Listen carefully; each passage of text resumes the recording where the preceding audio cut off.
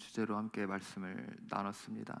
그래서 지난주 말씀을 나눈 후에 보니까 시간을 내서 예배에 더 오버 액션하기 위해 참석하신 분들도 계시고, 더 말씀을 보신 분들도 계시고, 심지어 기도하러 교회까지 더 주중에도 찾아오고, 어떤 자기 삶 속에서 할 수 있는 나름의 오버 액션의 시간들, 그런 결단들을 가지신 분들이 계심을 보았습니다. 여러분, 말씀을 삶 가운데 적용하는 것은 너무나도 좋은 현상입니다. 이렇게 우리는 도전적인 말씀에 믿음으로 반응하기도 하지만, 때로는 내가 믿음으로 반응하려고 하는데 내 주변의 여러 가지 상황이나 또 어떤 것들이 나로 하여금 주저하게 하는 그런 경우들도 있습니다. 내가 이해가 가야 하는데, 때로는 내가 이것을 믿음의 결단을 했을 때 어떤 보여지는 것들이 있어야 하는데 아무것도 보이지 않는 때가, 심지어 이해할 수 없는 상황들로 인해 순종하기가 어려워 보이는 것처럼 보이는 때도 있다는 것이죠. 오늘 우리가 읽은 말씀도 마찬가지입니다. 여러분, 요단강을 건넜습니다. 드디어 가나안 땅을 밟았습니다. 그러나 이제 그 땅에 있는 거민들을 몰아내야 한다는 것이죠. 그렇다면 상식적으로 그 땅에 있는 거민들을 몰아내기 위해 제일 먼저 준비해야 되는 것이 무엇이죠? 가서 좀 나가주십시오, 뭐 부탁합니까? 가서 싸워야겠죠. 그렇다면 전쟁을 준비해야 합니다. 그래서 오늘 본문 우리가 읽었었던 2절을 보게 되면 이렇게 이야기하고 있습니다. 그때 여호와께서 여호수아에게 이르시되 너는 부싯돌로 뭐를 만들라? 칼을 만들라. 이야, 여기까지 보면 어떻습니까? 칼을 만들라고 하나님이 말씀하시는구나. 드디어 이제 뭘 준비합니까? 전쟁을 준비하는구나. 이제 싸울 준비를 하는구나. 이제 칼로 싸우기만 하면 되는구나 라고 생각을 할 수 있습니다. 그런데 여러분, 이것이 과연 그런 용도의 칼일까요? 그 뒤에 구절을 보면 이렇게 이야기하고 있어요. 여러분 한번 읽어주십시오. 시작. 이스라엘 자손들에게 다시 할례를 행하라 하시매. 자, 그렇다면 지금 이 시점에서 칼을 만들라라고 이야기하신 것이 전투를 준비하기 위함이 아니었다라는 것이죠.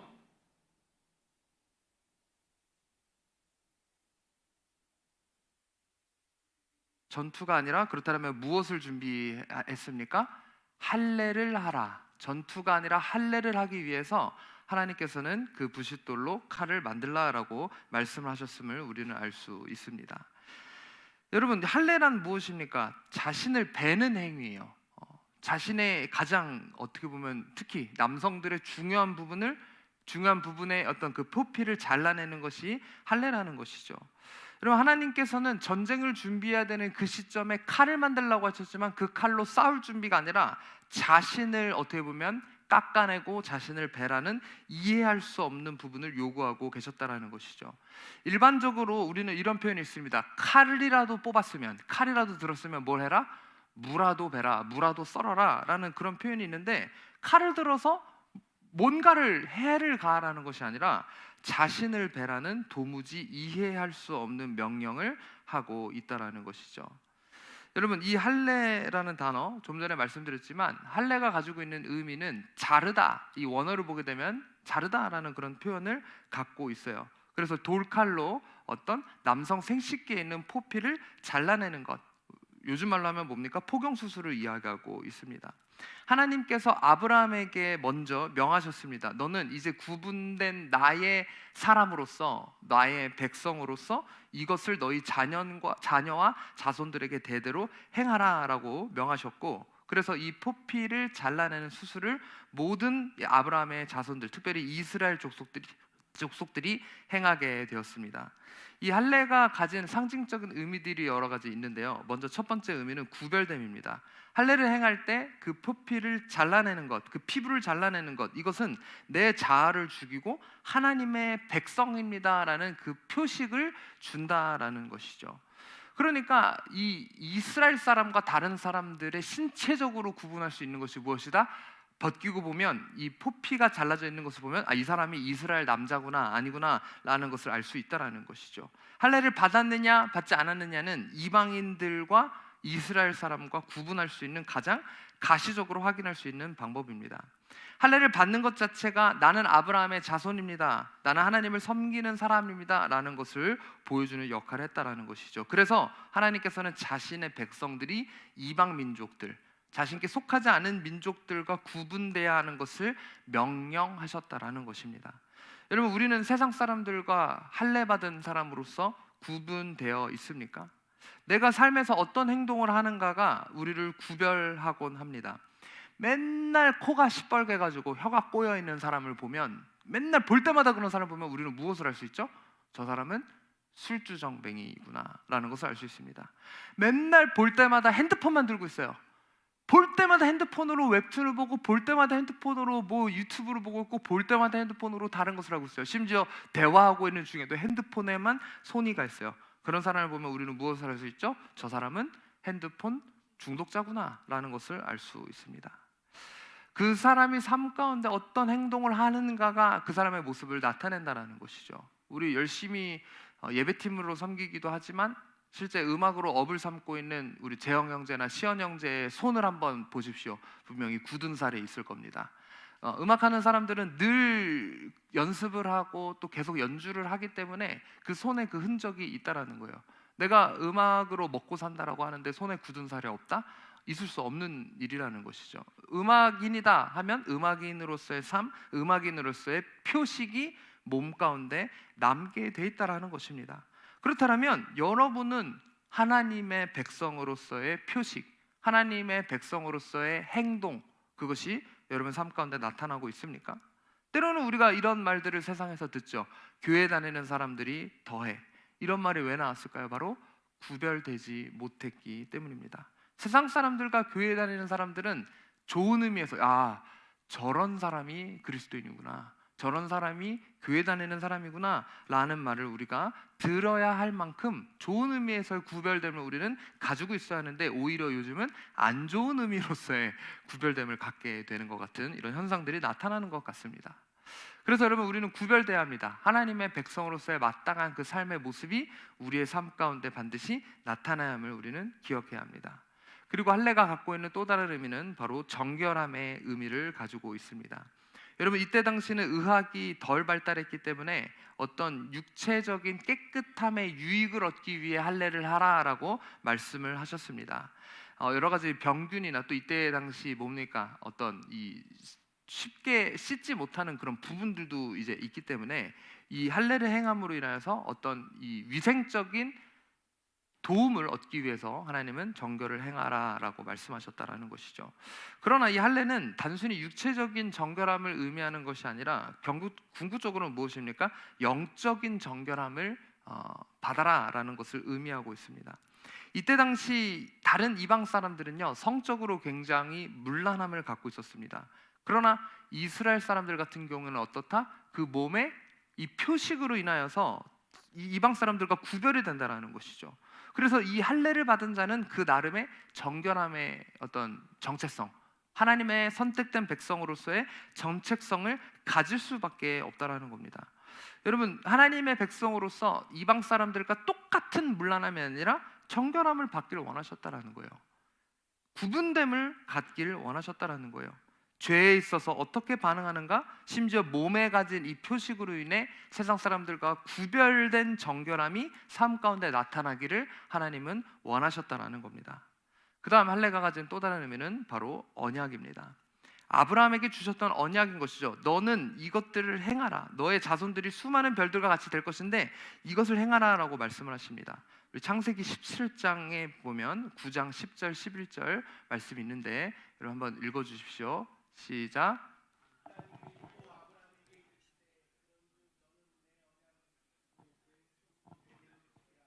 너희 중 남자는 다 할례를 받으라. 이것이 나와 너희와 너희 후손 사이에 지킬 내 언약이니라. 너희는 포피를 베어라. 이것이 나와 너희 사이의 언약의 표징이니라. 하나님께서 아브라함을 통하여 주신 그 명령, 너희는 이 포피를 베는 것이 너와 나 사이의 언약의 표징이라고 말씀하셨다라는 거예요. 주로 이 이스라엘 백성들은 그래서 어린 자녀들에게 할례를 행하면서 하나님의 신실하심과 그 언약을 그들의 마음 가운데 새겼을 것입니다. 그런데 지금 그들은 그것을 잃어버렸다라는 거예요. 여호수아와 갈렙을 제외하고 다른 남자들은 할례조차 받지 않은 마치 이방 사람들과 같은 언약 백성의 모습이 그들 가운데 없었다라는 것이죠. 할례가 중요한 것이 무엇이냐면 이 여러 가지 상징성이 있지만 궁극적으로는 할례를 받았다라는 것은 이스라엘 사람들의 정체성을 나타납니다. 그런데 이 정체성을 상징하는 이 할례를 이들이 받지 않았다라는 것이죠. 선택된 하나님의 백성, 아브라함의 자손, 그들을 택하시고 자녀 삼아주는 이 언약의 표식이 그들의 몸 가운데 나타나지 않고 있었다라는 겁니다.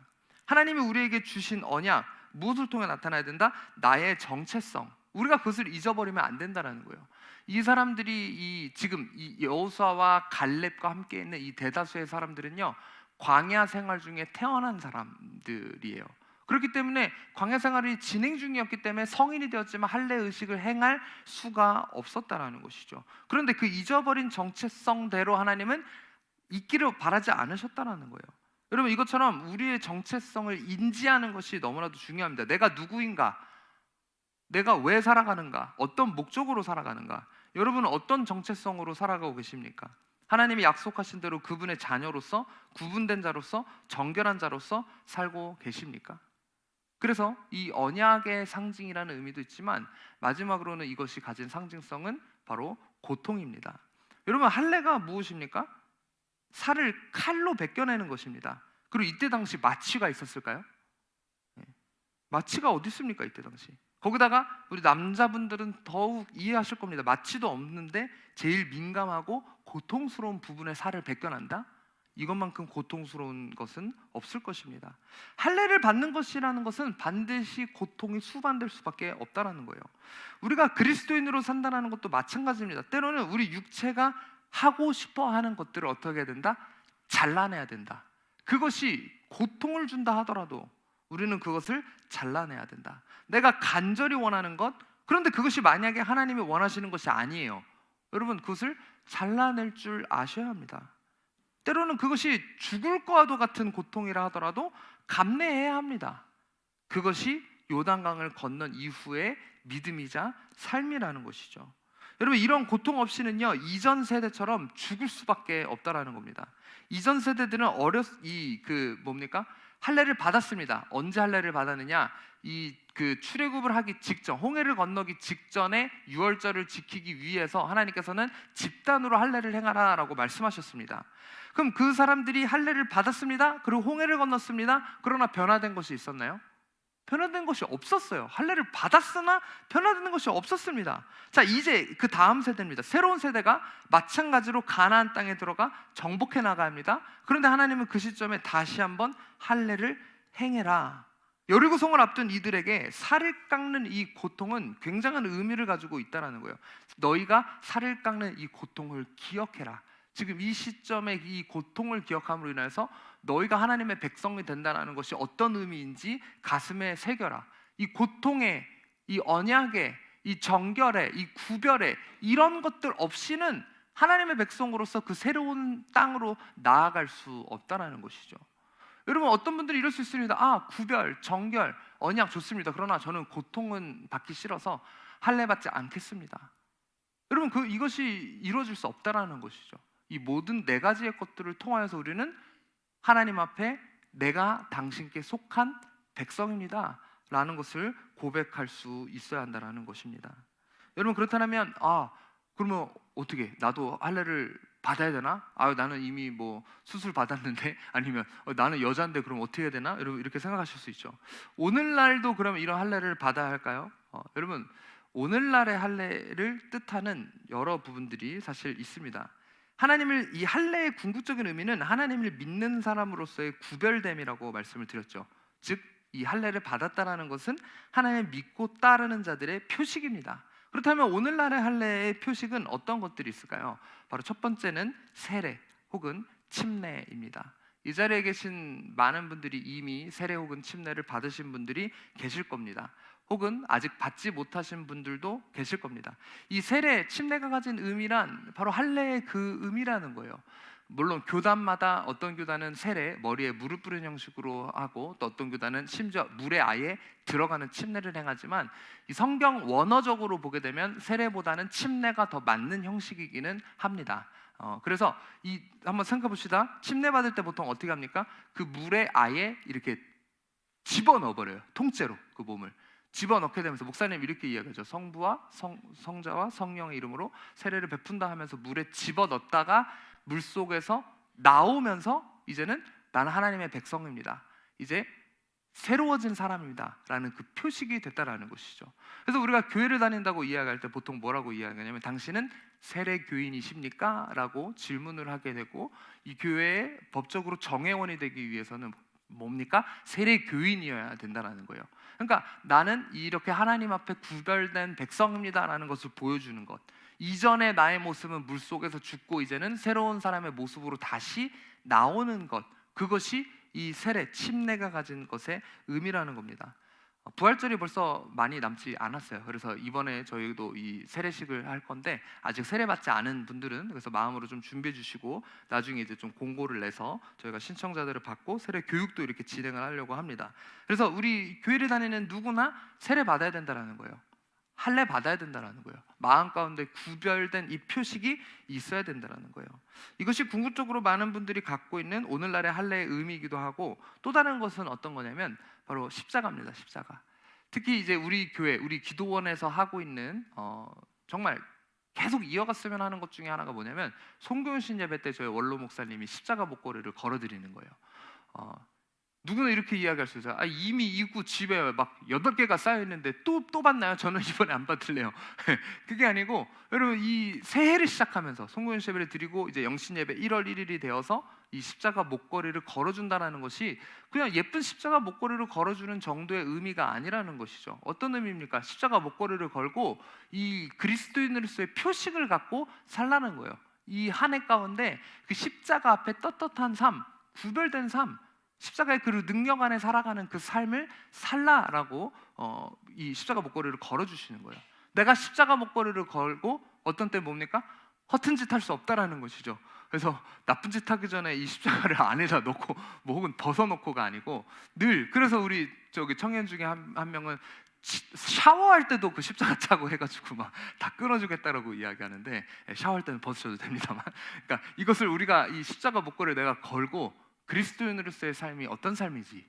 내가 막 운전하다가도 화가 나더라도 이 차에 걸린 십자가, 내 목에 있는 십자가를 보고 한 번쯤 다시 한번 생각해보고 이 내 몸에 있는 나한테 갖고 있는 이 십자가를 통해서 그래 나는 하나님의 백성이지 나는 그리스도인이지 라는 것을 다시 한번 새기게 된다는 것이죠. 여러분 이런 정체성을 갖고 우리가 살아가야 된다는 거예요.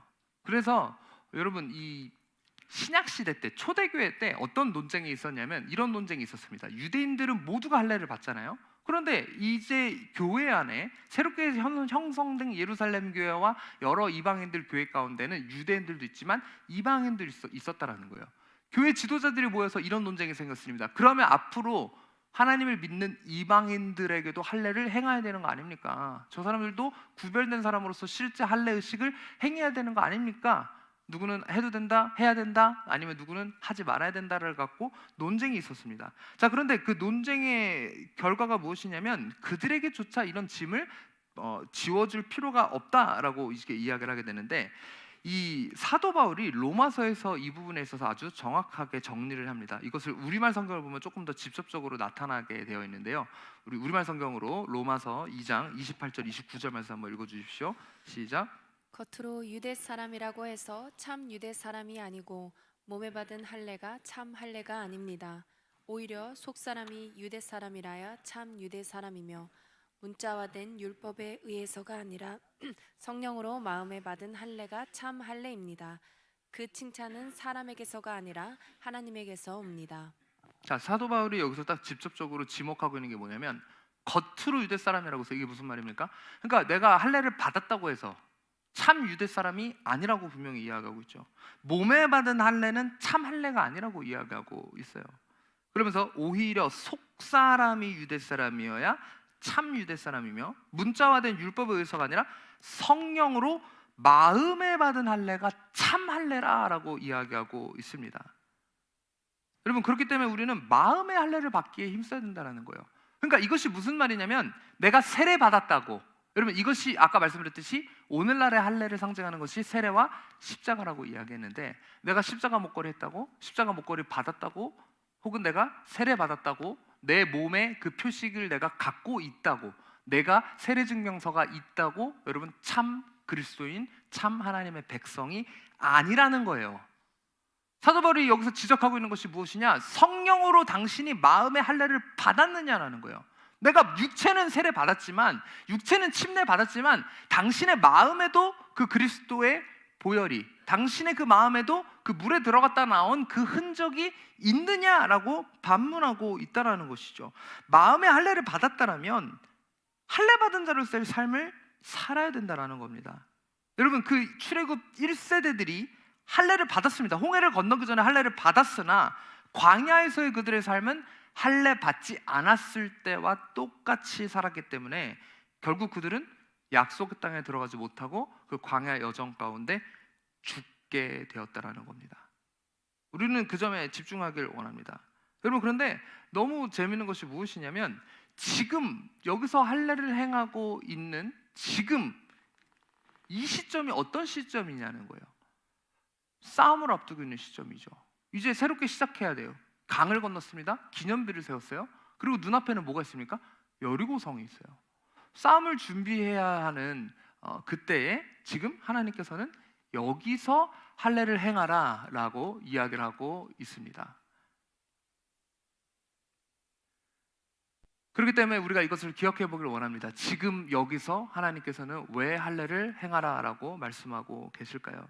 여러분, 이것이 이해가 잘 안 갈 수 있습니다. 상식적으로 만약 할례가 필요하다 하더라도 전쟁이 끝나고 할례를 받아야 하는데, 곧 큰 전투를 앞두고 할례를 받으라고 하니 이것이 정말 이해할 수 없는 부분이라는 것이죠. 지금 아무도 모르게 동계올림픽이 진행되고 있어요. 올림픽을 하고 있는데, 여러분, 우리 남성분들 생각해 보시죠. 올림픽이나 축구 경기나 여러 가지 이런 중요한 일을 앞두고 무마취로 게다가 할례 받으시겠어요? 우리 여성분들은 이해하시기 어려운 고통이겠지만, 제가 초등학교 때 이렇게 보면 가끔 아기 때 이 수술하는 친구들 있지만, 초등학교 다니다가 수술 받고 오는 애들이 있거든요. 그래서 종이컵을 차고 오는데 엉거주춤한 포즈를 이렇게 걸면서 조금이라도 이게 닿기만 해도 이 고통이 이루 말할 수 없을 정도로 심각해요. 그런데 여러분, 왜 지금 이 시점에, 아니 다 할례 받고 남자들 누워있다가 여리고에서 누구 나와서 공격하면 어떻게 되는 거예요? 다 죽는 거예요. 그런데 왜 지금 이 시점에 할례를 받으라라고 주님께서 말씀하셨을까요? 그러니까 때로는 이해할 수 없는 이런 하나님의 명령이 순종하기가 어려운 것처럼 느껴질 때가 있다는 것이죠. 이거는 인간적인 생각으로는 도무지 이해할 수 없습니다. 그러니까 지금이 아니라 나중에 하면 안 됩니까? 라고 생각할 수 있다는 것이죠. 그러나 하나님이 지금 이 시점에 할례를 행하라는 것에 의미가 있습니다.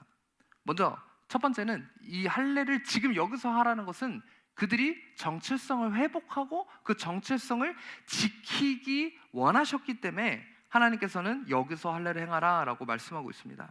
이제 약속의 땅에 들어온 시점이에요. 이제부터는 정말 흠없는 하나님의 백성으로서 그들의 그 정체성을 지키기를 원하셨다는 것이죠. 다시 한번 말씀드리지만, 할례는요 단순한 육체적인 예식이 아닙니다. 실패했었던 그 부모 시대의 불신앙을 끊어내고 약속의 땅에 들어가는 합당한 백성으로서의 새로운 정체성을 이식하는 마치 영적인 수술과도 같다는 것이죠. 그러니까 자신들의 부모 세대는 실패했어요. 모두 광야에서 죽었어요. 그러나 이제 새로운 이들은 이 할례를 행하면서 하나님, 우리가 육체에만 수술받는 것이 아니라 나의 영적으로 가슴 깊이 내가 어떤 백성인지, 내가 누구를 따르고 있는지, 내가 왜 이것을 행하는지 영적으로 그들의 가슴에 이것이 새겨지기를 원했기 때문에 지금 이 시점에 할례를 행하라 라고 말씀하고 계십니다. 그리고 이들이 지금 여기서 할례를 행해야 되는 두 번째 이유는 그들의 수치심을 하나님께서 없애주셔야 했기 때문입니다. 여러분, 원래 이 광야 생활을 하기 전에 애굽에 있었을 때 이스라엘 백성의 신분은 어떤 신분이었습니까? 바로 노예 신분이었어요. 노예 신분. 이 노예 신분으로서 그들이 갖고 있었던 수치심은 이루 말할 수 없었을 것입니다. 가는 곳마다 멸시받았을 것입니다. 심지어 출애굽을 해서 광야 생활을 하는데도 그들은 뭡니까? 갈 곳을 잃은 노예 출신 집단 탈출한 노예에 불과했다라는 거예요. 그러니까 이들이 사람들에게 받았었던 수치와 멸시는 우리가 생각할 수 있는 것 이상이었을 것입니다. 그런데 이들은 더 이상 노예의 모습으로 새로운 땅을 향해 나아가는 게 아니었다는 것이죠. 이들은 누굽니까? 하나님의 택한 백성이지 더 이상 노예의 모습이 아니었다는 거예요. 그래서 이 5장 9절을 보게 되면 여호와께서 여호수아에게 이르시되 내가 오늘 애굽의 수치를 너희에게서 떠나가게 하였다.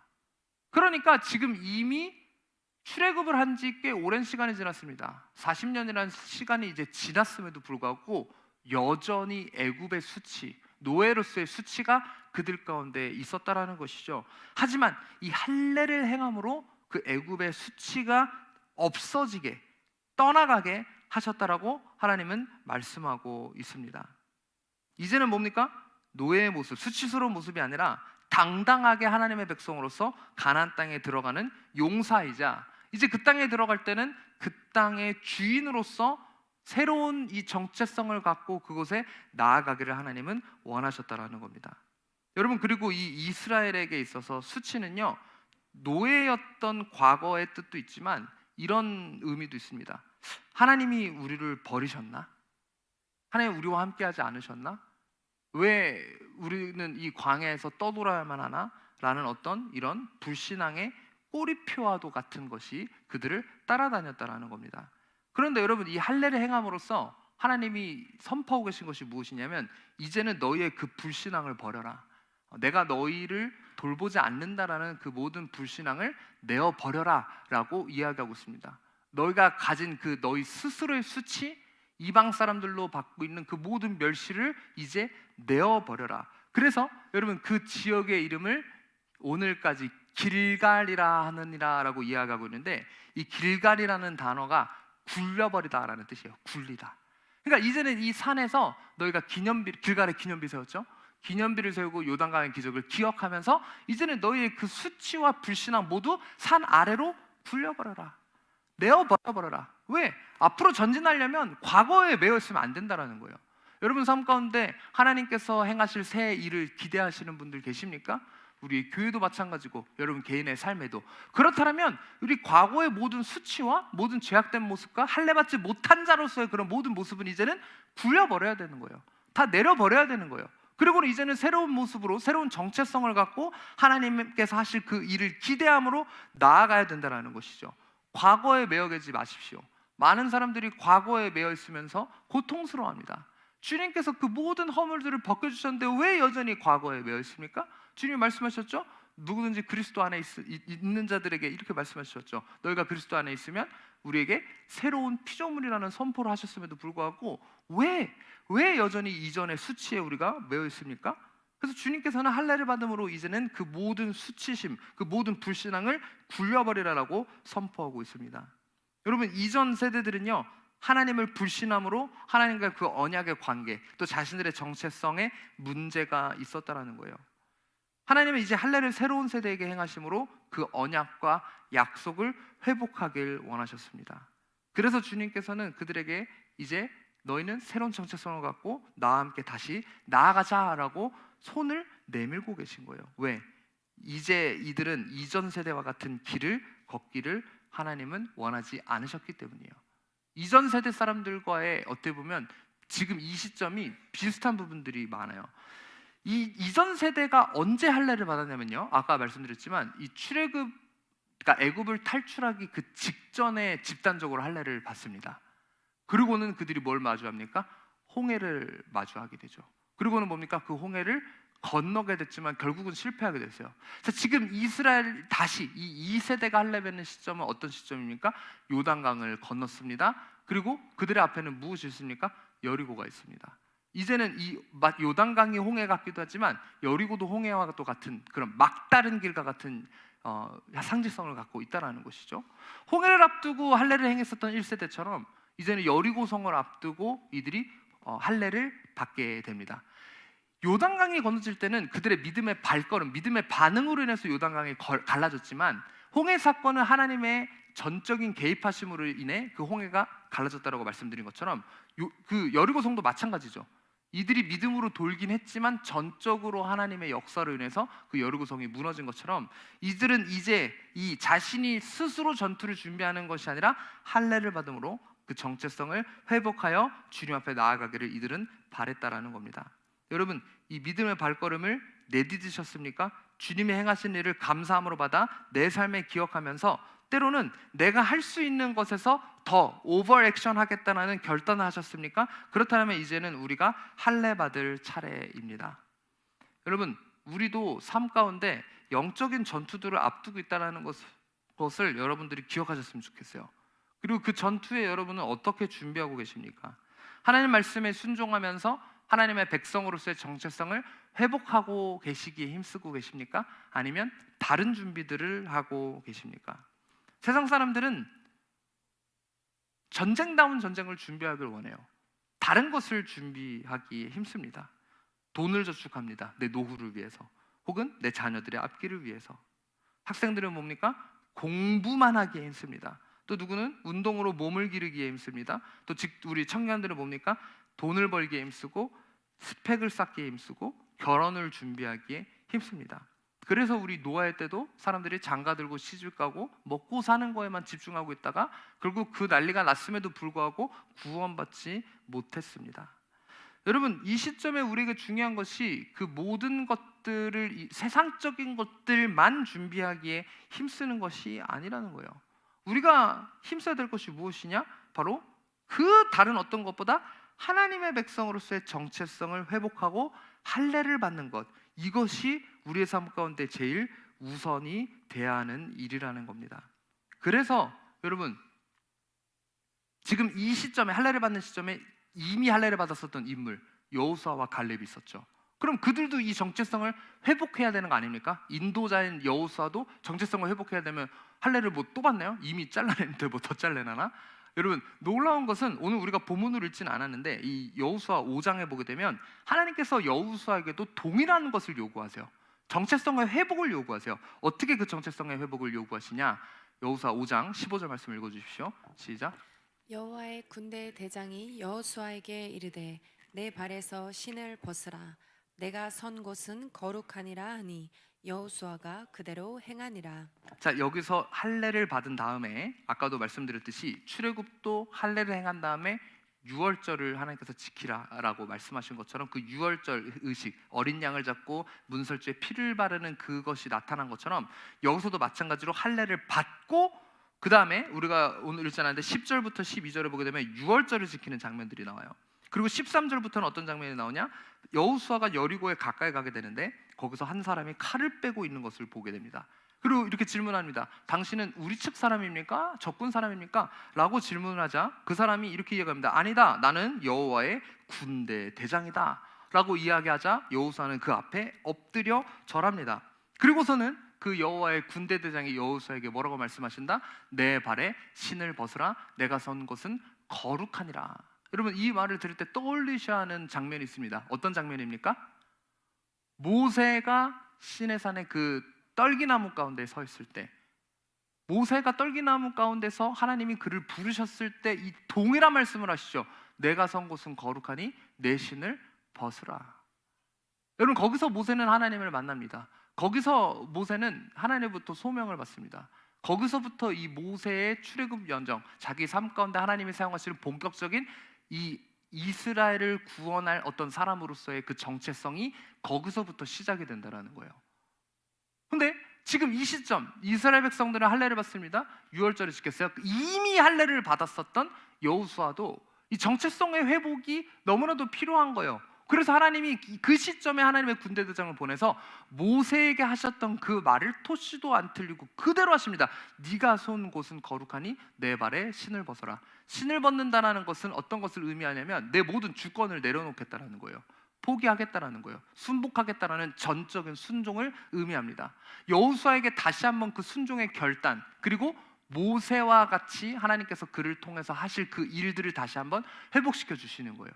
야 여호수아야, 네가 두려워하는 사람이었지만 내가 너에게 거듭 강하고 담대하라라고 이야기해서, 그래 네가 이제 힘을 얻어서 요단강을 건너는 기적을 하고 기념비도 세우고 이제는 네가 여리고를 앞에 두고 있다. 여리고 앞에서 하나님 여기서 이 천사를 보내주신 거니까요. 그런데 이 여리고를 앞둔 그 시점에 다시 한번 두려워하는 것이 아니라 여호수아가 가져야 할 정체성에 대해서 다시 한번 콕 집어주신다라는 것이죠. 모세와 같이 내가 너를 들었으리라. 그리고 너의 그 모든 주권을 포기하고 나만 의지해라. 그리고 거룩함, 정결함, 내가 택한 사람으로서의 그 정체성을 회복하라라고 이야기해주고 계신 겁니다. 여러분, 전쟁터에서 병사가 가장 두려워해야 하는 것은 어떻게 보면 적의 칼날로 느껴질 수 있습니다. 내가 전쟁터에 나갈 때 이때 당시에 사람들은 그 적군이 내밀 그 칼과 여러 가지 무기들이 두려울 수 있습니다. 하지만 하나님의 군대가 진짜 두려워야 할 것은 전쟁터에 있는 적군의 칼날이 아니라 내 안에 할례받지 못한 내 모습이에요. 내가 하나님의 백성이라고 이야기하지만 겉은 그럴듯한 모습을 갖고 있지만 만약 내 안에 할례받지 못한 옛 노예로서의 근성이 그대로 있다면 이 사람들은 또다시 실패할 수밖에 없습니다. 그렇기 때문에 하나님은 이 부분을 집중하기를 원하셨다는 거예요. 너희들 다시 할례를 받아라. 너희들 이 할례의 의미를 다시 너희 가슴에 새겨라. 하나님은 여리고 성벽을 무너뜨리기 전에 이스라엘 마음속에 있는 그 애굽의 노예로서의 어떤 그런 성벽, 그런 문제, 이것들이 먼저 무너지길 바라셨다라는 겁니다. 여러분, 우리가 세상의 문제를 해결해 달라고 하나님 앞에 기도할 때 하나님 가끔 이런 부분을 먼저 짚으신다는 거예요. 세상의 문제가 아니라 네 안에 있는 문제를 먼저 들여다봐라. 너 정말 기적을 받을 준비가 되어 있느냐?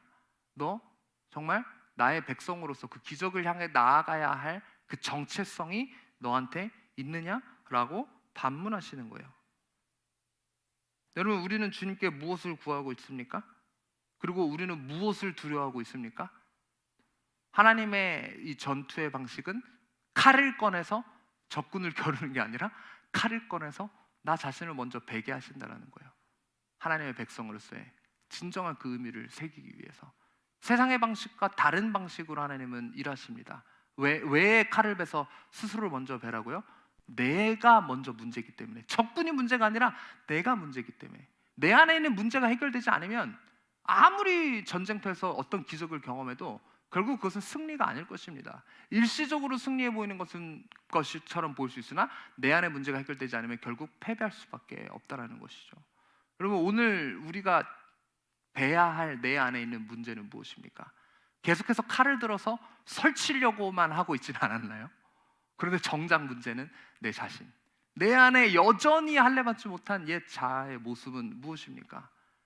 할례받았는데 하나님의 백성으로서의 그 정체성을 갖고 살아가기를 방해하는 여전히 그 옛된 자아의 본성, 여전히 그 노예의 근성은 무엇입니까?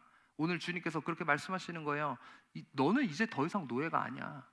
내가 너를 구원하였고 내가 너를 택하였고 내가 너를 불렀는데 왜 여전히 이전의 모습을 추구하고 살고 있느냐라고 우리에게 반문하십니다.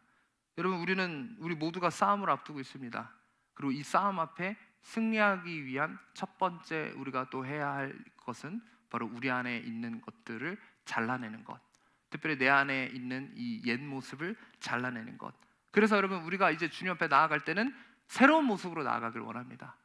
우리 교회적으로도 마찬가지입니다. 우리 교회 안에 잘라내야 할 그 옛 모습은 잘라내고 새로운 모습으로 주님께서 우리를 다져가시는 그 작업 가운데 우리가 있습니다. 거기에 있어서 우리의 신을 벗고 우리의 모든 주권을 포기하고 하나님 앞에 전적으로 맡겨드리고 의탁하며 나아갈 때 하나님께서는 우리의 삶 가운데 또 우리의 교회 가운데 놀라운 일을 행하실 것입니다. 같이 함께 기도하시겠습니다.